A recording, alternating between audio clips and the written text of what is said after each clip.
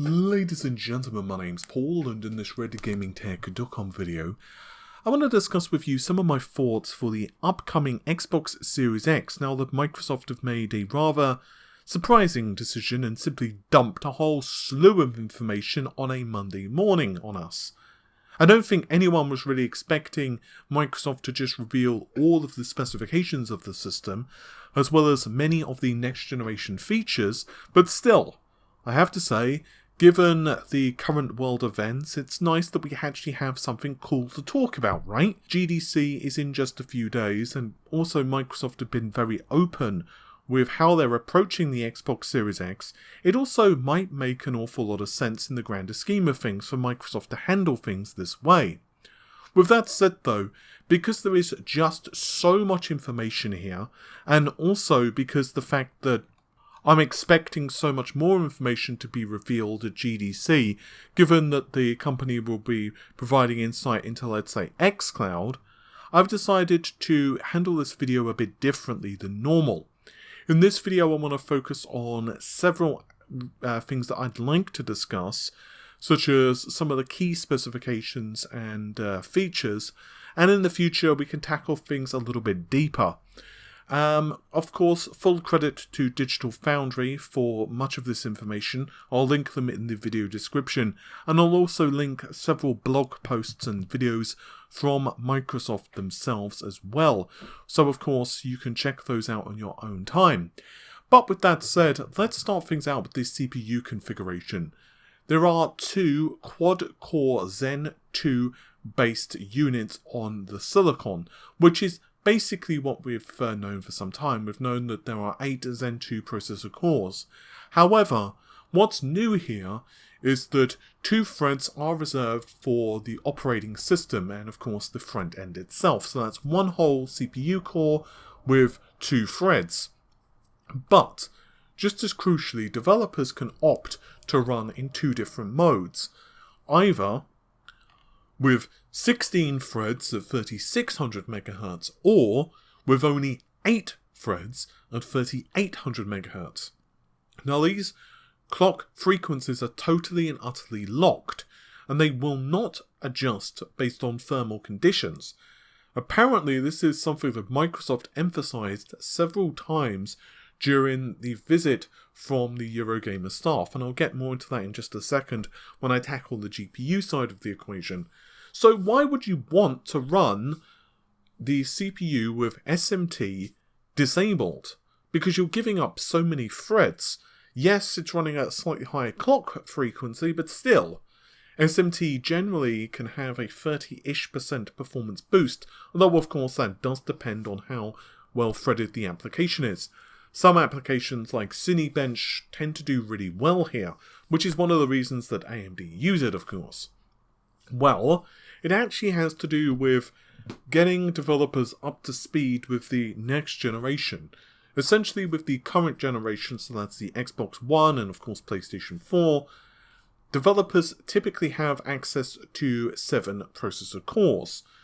Of course it used to be 6, but with the update a portion of 7th core can now be accessed for both the PS4 and the Xbox. So basically it's just easier for them to port an existing game engine onto the 8 processor cores rather than need to worry about 14 hardware threads with SMT enabled.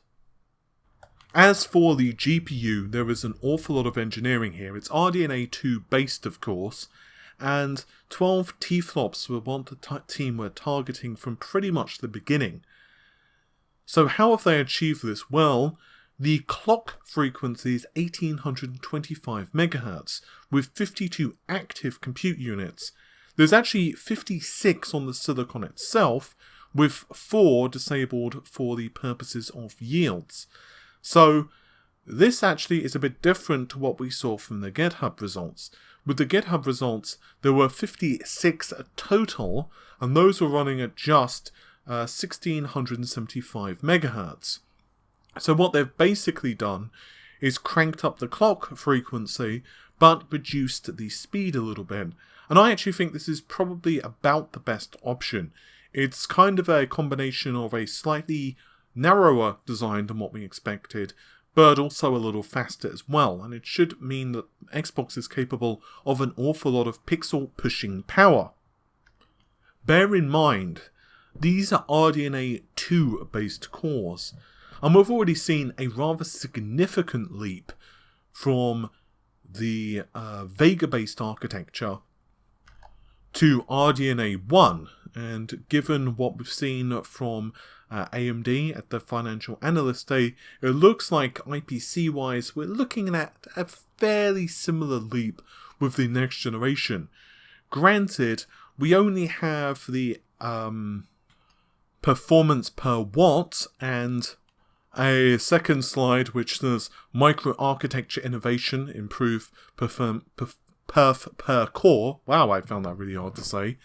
But logically, given what seems to be insinuated on this slide, we can probably guess that it's going to be a similar leap from one generation to the other.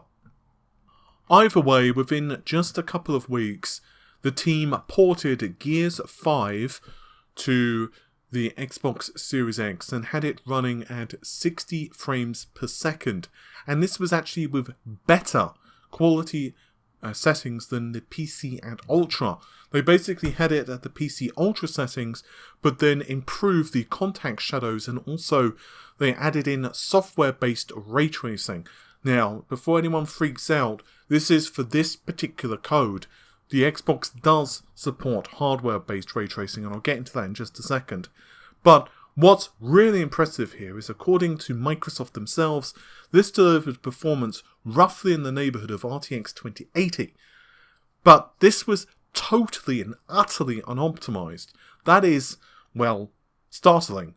Microsoft have also confirmed that RDNA 2 has rapid packed math, which of course allows for 2 16-bit operations per clock. This was actually something we first saw introduced on the desktop with Vega, and Sony actually implemented this for the PlayStation 4 Pro despite its GPU architecture being largely Polaris based. I was still really surprised back in the day that the Xbox One X did not actually have rapid packed math, but there we go.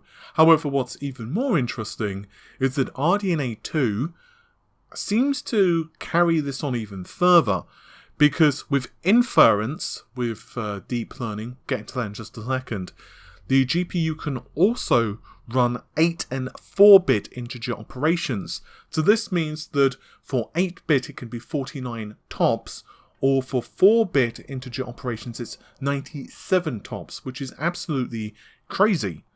Because this is essentially a different take on Nvidia's Tensor cores.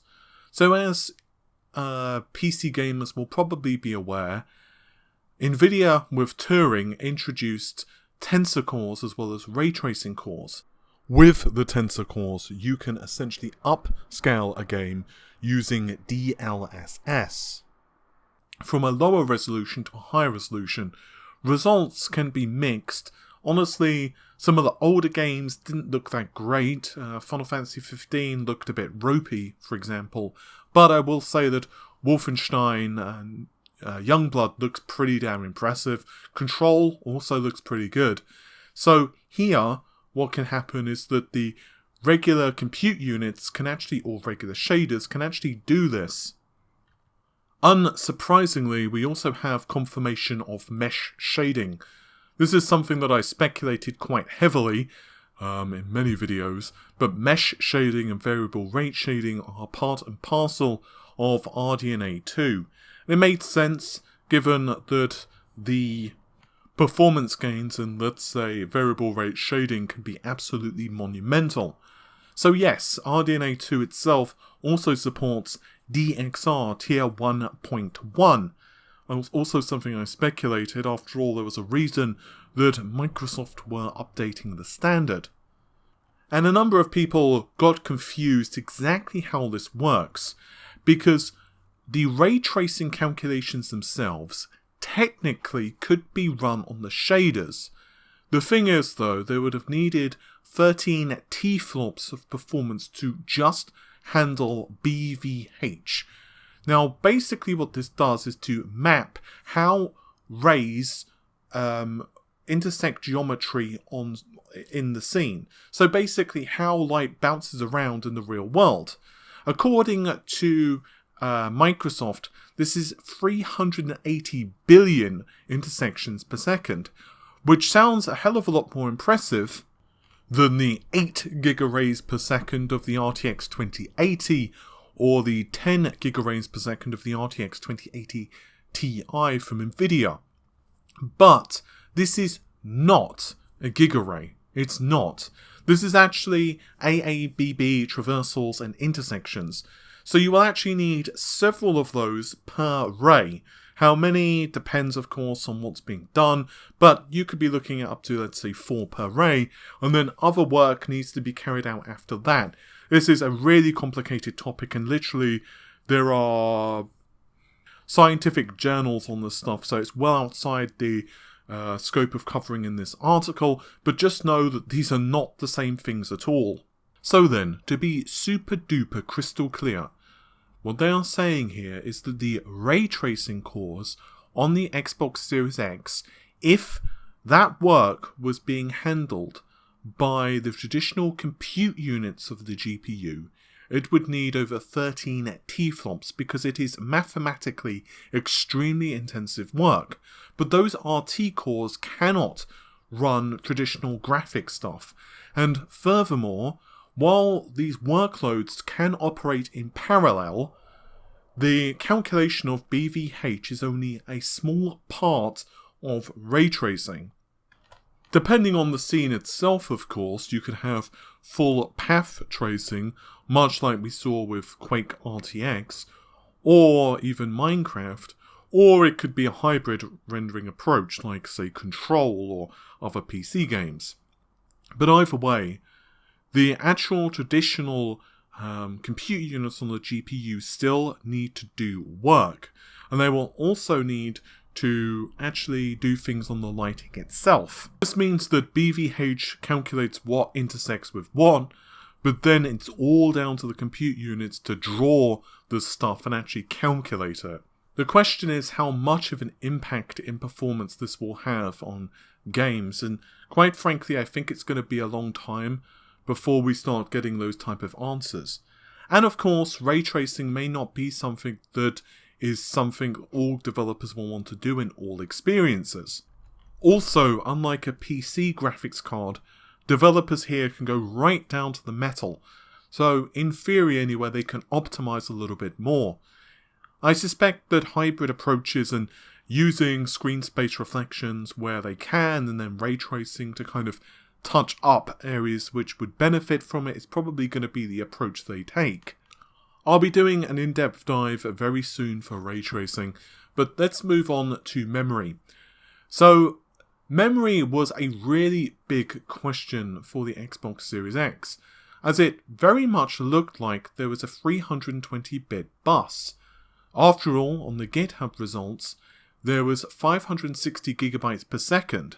But this was backed up by images from E3 2019. At that event, it almost looked certain that Microsoft had 10 memory chips on the board. And they do, but the memory configuration here is actually 16GB of GDDR6 instead. So how does that work? Well, we have 10GB of memory, which operates at 560GB per second, and then we have 6 more gigabytes of memory, which provides 336GB per second. So the largest and fastest pool of memory is what Microsoft refer to as GPU optimal memory, and then the remaining set of memory, this is standard memory. So basically, the faster memory is what the GPU would primarily use, and then the slower memory can be used for stuff like audio. 16GB of memory isn't that much on the surface, but you're forgetting just how important the SSDs will be for the next generation consoles. And well, Microsoft really push the NVMe SSD. It is custom, and it's a bit strange because it runs at 2.4 gigabytes per second. I'll be honest, that's not hugely fast.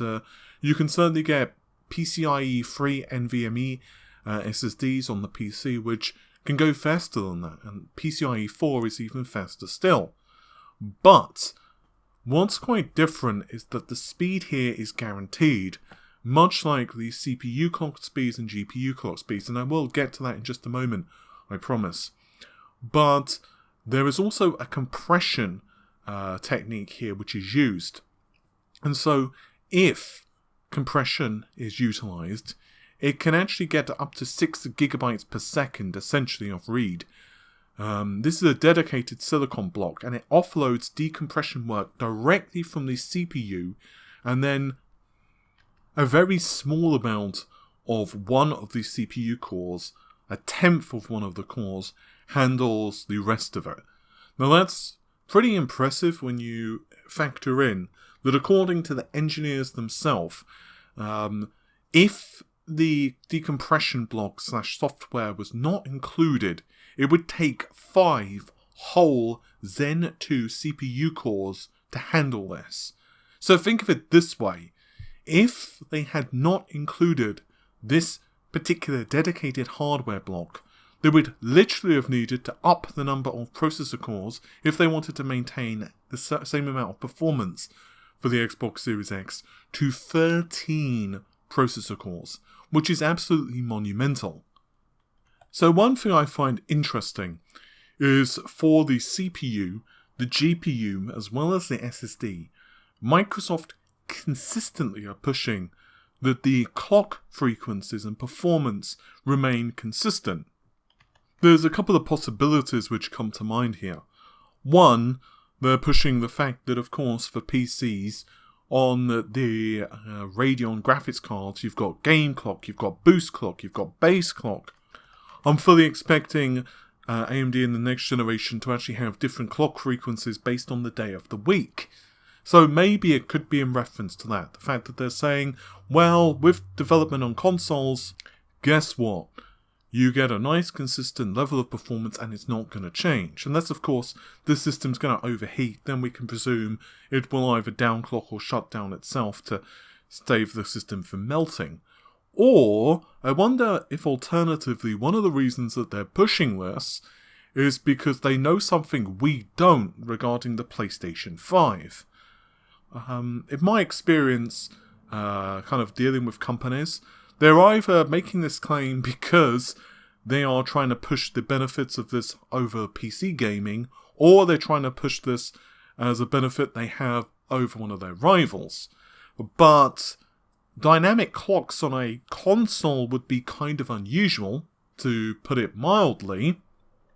However, the fact that they're discussing both CPU and GPU here, I wonder if a workload is really CPU intensive for the PlayStation, the CPU clock's a little bit higher and the GPU goes lower, or vice versa. It would be very weird if that's the case, and I would love to see exactly how this functions if this is happening.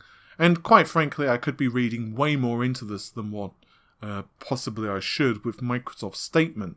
It's most unlikely in reference to PC graphics cards and CPUs. So then, let's finish off with a few last minute things, or shall I say just kind of a bit of clear up. So when it comes to the SSD, it's kind of interesting because essentially it works a bit like memory cards, and you basically plonk them into the rear of the console. To what my understanding is, you can use an external hard drive, but it will only work for games on the Xbox One.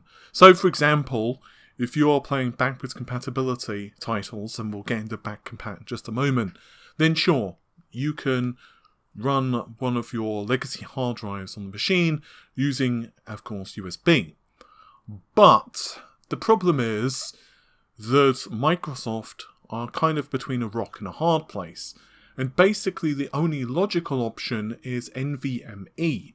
So the only option then was kind of a proprietary solution. To be fair, it looks kind of cool, it looks robust, but there are, of course, a lot of concerns regarding the pricing. We can see a Seagate model which has been shown off by Digital Foundry and Microsoft, but, of course, no word at all regarding the cost of the bloody thing. Expecting this to be kind of expensive.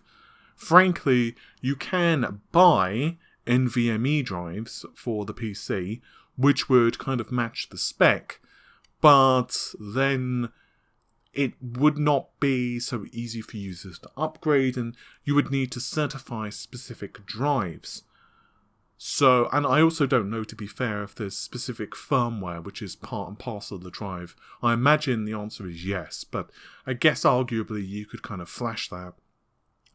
So, I think they were between a rock and a hard place.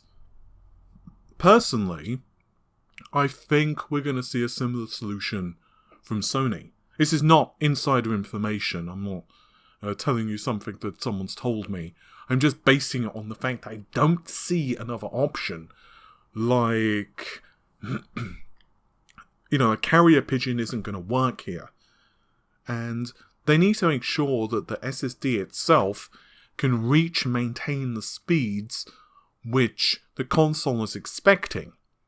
To put it simply, if they're expecting 2.5 gigabytes per second transfer speed, but it's only hitting 1.8 because it's overheating, well, bad stuff is going to happen.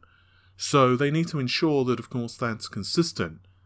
The only problem is, games are going to start ballooning. I mean, you're getting games now for consoles for this generation, which is 50, 60 gigabytes, and quite frankly, there are some which are over 100 gigabytes. I don't think it's going to be getting any smaller for the next generation. So, yeah. I will be very interested to see what the pricing and options are for the next generation and see how all of this comes together. Let me know in the comments or also on Twitter what the biggest install of a game you have for your console, whether it's the PlayStation 4 or the Xbox. Let me know the biggest. I know like Final Fantasy for PC is like 150 or something like that, ridiculous, and there's a couple of other games on PC which are like 150 gigs. So, yeah, a really big MMO or something like that for consoles is going to be really interesting. So what about backwards compatibility then? Because, well, clearly that was a big question. And of course, here, the Xbox Series X can run all of the Xbox One games. But this time, things are very different in how it's handled. Essentially, emulation goes bye-bye, and it's literally part of the hardware. Now, this is quite interesting because, once again, GitHub actually kind of hinted this with the tests. They seem to indicate that there was backwards compatibility, although because there was a lot less information regarding Arden compared to the PlayStation, it was kind of like, well, we don't really know any details, just that it's hinted. Microsoft are also continuing what they were pioneering with the Xbox One X. So, for example, the Gears of War Ultimate Edition went all the way from 1080p up to 4K, a 4 times increase in resolution. And the results, as you can imagine, with increased detail, are pretty damn impressive. Naturally, this is still not going to be as amazing looking as a next generation title, but it's certainly going to be pretty damn impressive to look at anyway. Furthermore, they can also create kind of a fake HDR approach as well, using machine learning. I say fake not because it's not realistic, indeed it looks very close to what you would expect from HDR. It's just that machine learning has analysed the image to figure out exactly what needs to be adjusted for the final output. And what's even crazier here is that the final performance of the machine was not hampered. This is not taking performance away from the, let's say, CPU or GPU. I think, honestly, the results are pretty fascinating, and I very much look forward to seeing what Microsoft has in store for us in the future. With all of that said though, hopefully you've enjoyed the video. Normal stuff if you did. Like, share, comment and subscribe, and I'll see you soon. Take care of yourselves. Bye for now.